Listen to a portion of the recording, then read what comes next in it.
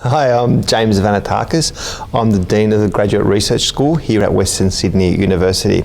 One of the biggest challenges you face when you're doing your PhD or your Masters by research is trying to finalise your research questions.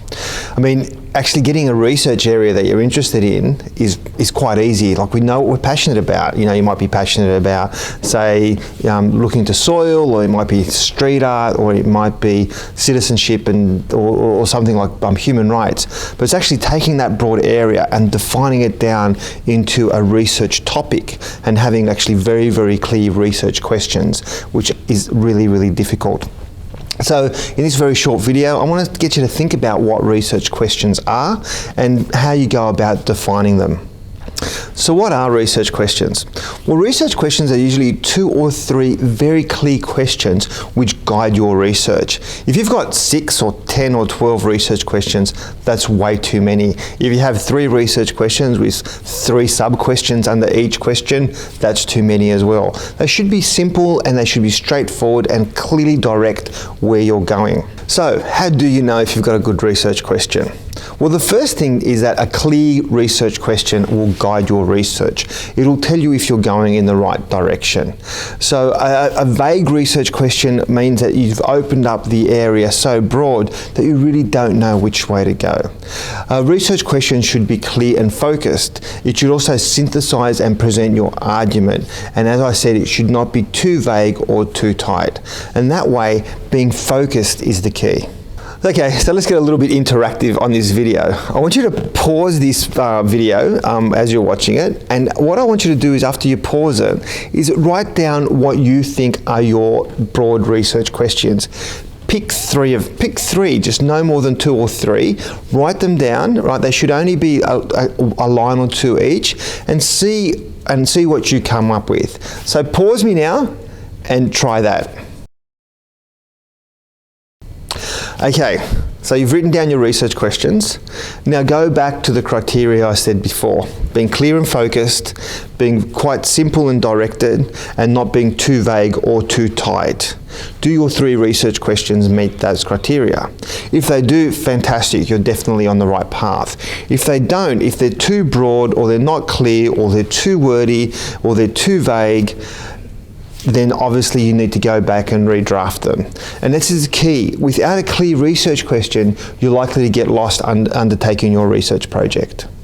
So one thing about research questions is they don't appear in light bulb moments. It's not like you're sitting there, brushing your teeth or having a cup of coffee, and all of a sudden you go, I know exactly what my research question is. Research questions actually emerge slowly. They emerge through discussion, they emerge through revision, they emerge through ongoing engagement, and that's a really important part. What you need to do with your research questions is, after you have them, you need to kind of socialize them.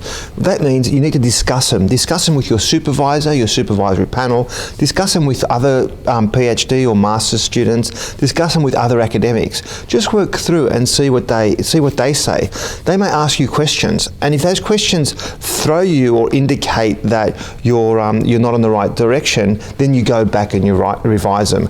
And that's a key thing about research questions. While at the beginning of your project you draft them, as you continue your project, especially in the first year, you probably need to go back and re-edit them, re-engage with them, and redefine them. And it's actually a process of getting them right. And you should be about halfway through your project is about when you actually should have really, really solid research questions. So how do you know if you get your research questions right? That's a really hard one.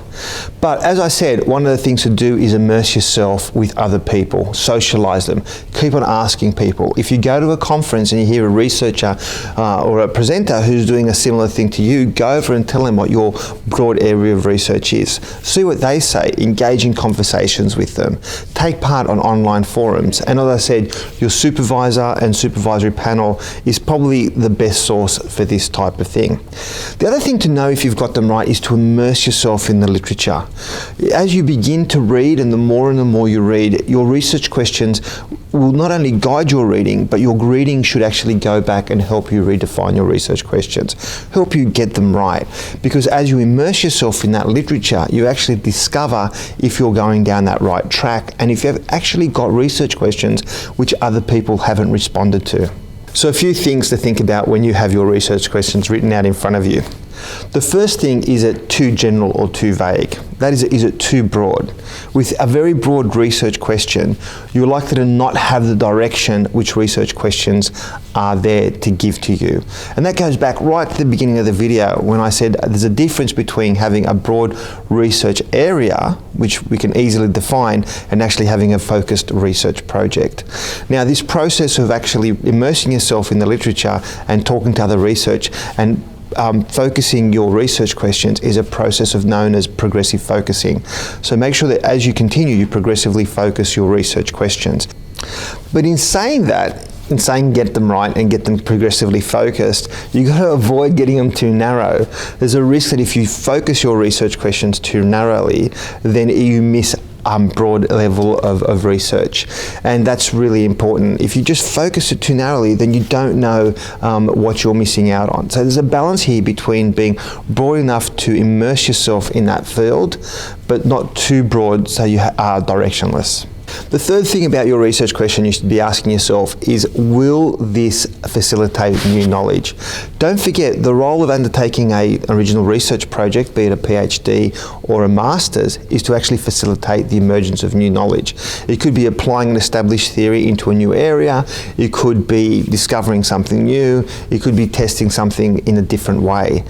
But you must ask, are your research questions going to facilitate this new knowledge which meets the minimum requirement for you to actually achieve to your PhD or your master's? The fourth thing about a research question you should think about is it doable? When I first started my PhD, my research question was redesigning the global economy. It didn't take me long to figure out that research question, how do you design the global economy, was not a doable research question. It was way too vague and much too ambitious for a 3-year project. So that's the other question, is it doable? The final thing to say about the research questions is that the way they're framed should indicate your overall research design and research methodology. For example, one of my research areas is understanding young people's relationship to democracy. So the research question is, how do we understand young people's attitudes to contemporary democratic processes? Now that question indicates that I'm interested in understanding attitudes. The attitudes indicate that my research design will be qualitative. I'll be undertaking interviews. If I started actually aiming to do quantitative surveys, that contradicted, in fact, what I wanted to do in my research question. So your design and your actual methodologies and your research questions should line up. So that's about it, really. There is no magic ingredient to finding the perfect research question. It's a process of, as I said, progressive focusing. But don't forget, there's some basic guidelines, and those guidelines are that the research questions should be guiding your research. The research questions should be clear and focused. You should have no more than 2 or 3, and they should synthesize and present your unique argument. And finally, remember that your research questions should align with your methodology and your broader research design. So good luck. Thank you.